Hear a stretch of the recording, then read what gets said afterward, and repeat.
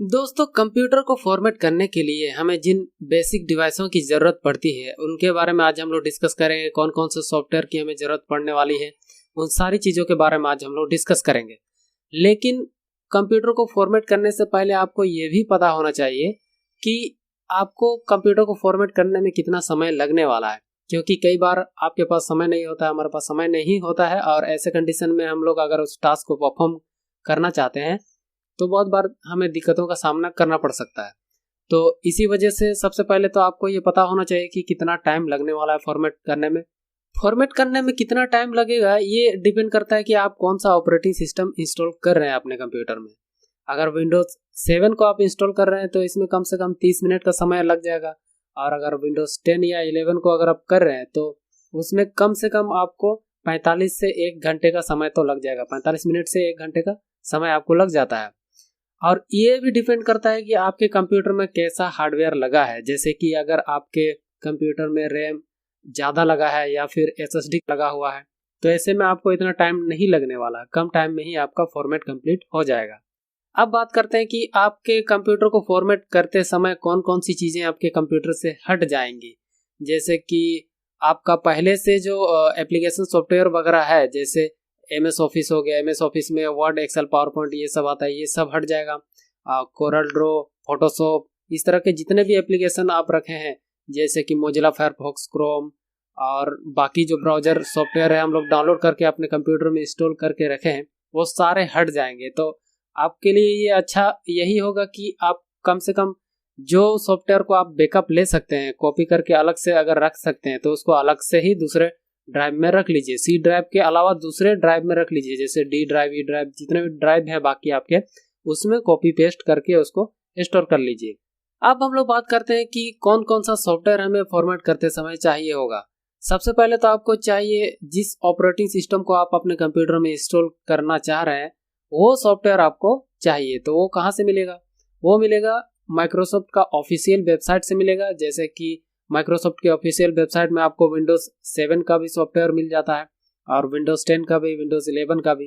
लेकिन यहाँ पे आता है एक ट्विस्ट, क्योंकि जब आप ऑफिशियल वेबसाइट डाउनलोड करने जाते हैं तो वहाँ पे क्या होता है कि हमें केवल इंस्टॉल करना होता है या तो 32 बिट ऑपरेटिंग सिस्टम को या तो फिर 64 बिट ऑपरेटिंग सिस्टम को। इन्हीं 2 बिट्स में से हमें किसी एक को अपने कंप्यूटर में इंस्टॉल करना होता है। माइक्रोसॉफ्ट के ऑफिशियल वेबसाइट में होता क्या है कि ये जो दोनों बिट होते हैं, 64 बिट और 32 बिट, ये एक ही कॉम्बो पैक में रहते हैं, जिस कारण से आपको ज़्यादा जीबी का सॉफ्टवेयर एक पैकेज में ही रहता है और उसको आपको डाउनलोड करने के लिए ज़्यादा डेटा की खपत करनी पड़ती है। तो ऐसे में अगर आपके पास 1 GB डेटा है या फिर 1.5 GB डेटा है तो उसको आप एक बार में डाउनलोड नहीं कर सकते हैं। तो पार्ट में अगर आप करना चाहिएगा तो उसमें लिंक एक्सपायर हो जाएगा, क्योंकि कुछ ही घंटों तक ये लिंक सही से अवेलेबल रहता है उसमें। तो ये ज़्यादा देर करने पर ये एक्सपायर हो जाता है। तो और एक सॉफ्टवेयर कम से कम आपको 4 से 8 GB का तो रहता ही है, तो उसको आप एक बार में तो डाउनलोड नहीं कर सकते इतने कम डेटा में। तो इसी वजह से हम लोग क्या करेंगे कि हम लोग कुछ दूसरा तरीका इस्तेमाल करेंगे। अगर हमें 32 बिट ऑपरेटिंग सिस्टम को अपने कंप्यूटर में इंस्टॉल करना है तो 32 बिट ऑपरेटिंग सिस्टम को ही हम लोग डाउनलोड करेंगे। अगर 64 बिट को इंस्टॉल करना है तो 64 बिट वाले सॉफ्टवेयर को ही सेपरेट अलग से डाउनलोड करेंगे। इसमें ज़्यादा हमें डेटा का भी खपत ज़्यादा एक्स्ट्रा नहीं होगा और जितना हमें चाहिए उतना ही मिल जाएगा। तो ये तरीका भी मैं आपको बताऊंगा किस तरह से करना है, कहाँ से उसको लाना है। अब हमने अपने कंप्यूटर में सॉफ्टवेयर तो डाउनलोड कर लिया, लेकिन उसको अपने कंप्यूटर में सही से रीड करने के लिए, सही से शो करने के लिए भी थर्ड पार्टी एप्लीकेशन की ज़रूरत पड़ती है। जैसे कि आप यहाँ पे ऐसे समझ सकते हैं कि आपके मोबाइल में जो कोई PDF फाइल रहता है तो PDF फाइल को रीड करने के लिए भी PDF एडोब रीडर या PDF फाइल का जो सॉफ्टवेयर होता है वो आपको अपने मोबाइल में डाउनलोड करना पड़ता है, तब जा करके आप PDF फाइल को रीड कर पाते हैं। उसी प्रकार से कंप्यूटर के केस में भी होता है। सॉफ्टवेयर तो हमने डाउनलोड कर लिया, लेकिन उसको सही से रीड करने के लिए भी जो सॉफ्टवेयर चाहिए उसको बोलते हैं WinRAR एप्लीकेशन। तो वो एप्लीकेशन सॉफ्टवेयर आपको कंप्यूटर में इंस्टॉल करना पड़ेगा, WinRAR एप्लीकेशन। नेक्स्ट चीज, हमें एक पेन ड्राइव की जरूरत पड़ती है जो कम से कम 8 GB का तो होना ही चाहिए। 8 GB का इसलिए होना चाहिए क्योंकि जो सॉफ्टवेयर हमने डाउनलोड किया है वही कम से कम 4 से 6 GB का तो रहता है। तो ऐसी कंडीशन में हमारा पेन ड्राइव भी अगर कम स्टोरेज का होगा तो फिर वहाँ पे दिक्कत आ सकती है। तो इसीलिए कम से कम 8 GB का पेन ड्राइव तो होना ही चाहिए। और पेन ड्राइव को जब हम लोग बूटेबल बनाएंगे तो बूटेबल बनाने के लिए भी एक सॉफ्टवेयर चाहिए जिसको बोलते हैं रूफस सॉफ्टवेयर, या फिर पावर आईएसओ का भी आप इस्तेमाल कर सकते हैं। लेकिन ज़्यादातर केस में रूफस सॉफ्टवेयर का ही इस्तेमाल किया जाता है। तो बेसिक सॉफ्टवेयर यही है और इसी के थ्रू हम लोग बूटेबल बनाएंगे और आगे प्रोसेस करेंगे। चीज़ों को आगे हम लोग किस तरह से करेंगे ये मैं आपको बताऊंगा। देखिए, फॉर्मेट करना तो कोई बड़ी बात नहीं है, लेकिन फॉर्मेट करते टाइम बहुत बार लोग फंस जाते हैं, बीच में अटक जाता है। फॉर्मेटिंग का जो ऑपरेशन है वो बीच में ही अटक जाता है। तो ऐसे में आपका जो पहले से ही जो ऑपरेटिंग सिस्टम था वो आपका भी आधा अधूरा फॉर्मेट हो चुका है, और आप जो नया ऑपरेटिंग सिस्टम जिसको आप इंस्टॉल कर रहे हैं वो भी आधा अधूरा ही इंस्टॉल हो पाया। तो ऐसे में ना तो आगे बढ़ पा रहा है ना तो पीछे हो रहा है। तो ऐसे में आपका जो पहले से ऑपरेटिंग सिस्टम है वो आधा करप्ट हो चुका है, जिस कारण से वो आप दोबारा खुलेगा नहीं, और नया ऑपरेटिंग सिस्टम तो आपका इंस्टॉल हुआ ही नहीं तो वो भी नहीं खुलेगा। तो ऐसी कंडीशन में आप बुरी तरह से फंस सकते हैं। तो इसी वजह से हम लोग जो तरीका इस्तेमाल करेंगे वो हमें सेफ तरीका खेलना होगा। तो इसी वजह से हम लोग क्या करेंगे, थोड़ा सा सेफ खेलेंगे।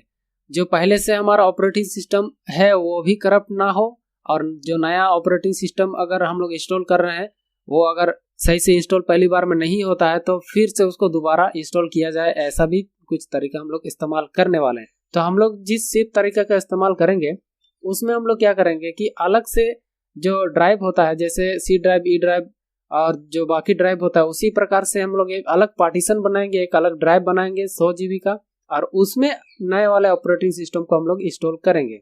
इससे फायदा ये होगा कि अगर हमारा जो फॉर्मेटिंग का जो प्रोसेस है वो अगर बीच में अटकता भी है, अगर बीच में हमें कोई दिक्कत आ भी जाती है, तो वो पहले वाला हमारा जस्ट का तस ही रहेगा, और नया वाला को आधा अधूरा जो हुआ है और आगे अगर नहीं बढ़ रहा है तो हम लोग उसको फिर से डिलीट करके हम लोग फिर से उसको इंस्टॉल कर सकते हैं। तो ऐसे में हम लोगों का पहले वाला बिल्कुल सुरक्षित रहेगा, वो कुछ नहीं होगा। और जब ये कंप्लीट इंस्टॉल हो जाएगा तो उसके बाद हम लोग पहले वाले को डिलीट कर सकते हैं और नए वाले पे स्विच हो सकते हैं। नए वाले ऑपरेटिंग सिस्टम को इंस्टॉल कर लेने के बाद हम लोग क्या करेंगे कि पुराने ऑपरेटिंग सिस्टम को या तो हम लोग डिलीट कर सकते हैं, या तो फिर आप चाहें तो उसको भी इस्तेमाल कर सकते हैं। तो आपके कंप्यूटर में 2-2 ऑपरेटिंग सिस्टम आप चला सकते हैं। इसके अलावा हमें और भी छोटी छोटी चीज़ों को ध्यान में रखना चाहिए, जैसे कि पेन ड्राइव का जो हमने बूटेबल बनाया है उसको हमें सिस्टम यूनिट में जब इंसर्ट करना पड़ता है तो सिस्टम यूनिट के फ्रंट साइड में भी USB पोर्ट होता है और सिस्टम यूनिट के बैक साइड में भी USB पोर्ट होता है। तो हमें किस साइड में इंसर्ट करना चाहिए अपने बूटेबल पेन ड्राइव को, इस बात को भी हमें ध्यान में रखना चाहिए। जैसे कि अगर आप इसको फ्रंट साइड में इंसर्ट करते हैं तो ये मदरबोर्ड से काफ़ी दूर होता है, और इसी वजह से हमें ज़्यादातर ये कोशिश करना चाहिए कि जो बूटेबल पेन ड्राइव है जिसको हम लोग बूट करवाना चाह रहे हैं तो उस पेन ड्राइव को हमें सिस्टम यूनिट के बैक साइड में इंसर्ट करना चाहिए, ताकि वो मदरबोर्ड के डायरेक्टली अटैच में रहे, जिससे क्या होगा कि हमें फॉर्मेट करते समय किसी भी प्रकार की कोई परेशानी नहीं होगी। और इंस्टॉल करते समय बहुत सारे लोग क्या गलती करते हैं कि बूटेबल बना हुआ जो पेन ड्राइव है उसमें जो सेटअप का जो सॉफ्टवेयर होता है उसमें वो लोग क्या करते हैं कि राइट क्लिक करके रन एज एडमिनिस्ट्रेटर करके वो लोग क्या करते हैं कि फॉर्मेट करने की कोशिश करते हैं, जो कि ये बिल्कुल गलत तरीका है। और इस तरह से हमें फॉर्मेट नहीं करना है, और हमें जो तरीका जो जेन्युइन तरीका है उसी को हम लोग इस्तेमाल करेंगे।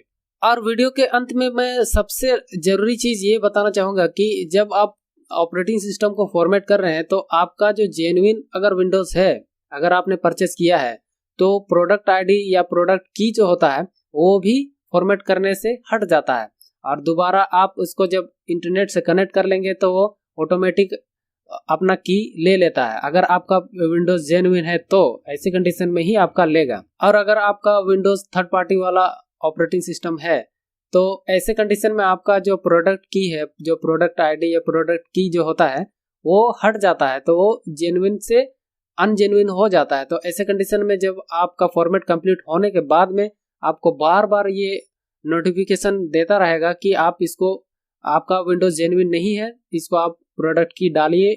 तो ये चीज़ का नोटिफिकेशन आपको बार बार जब जब आप कंप्यूटर को ऑन कीजिएगा ये चीज़ आपका बार बार शो करेगा। तो फॉर्मेट करने से पहले इन सब चीज़ों के बारे में आपको पहले से ही पता होनी चाहिए, ताकि आपको बाद में किसी भी प्रकार का कोई पछतावा ना हो।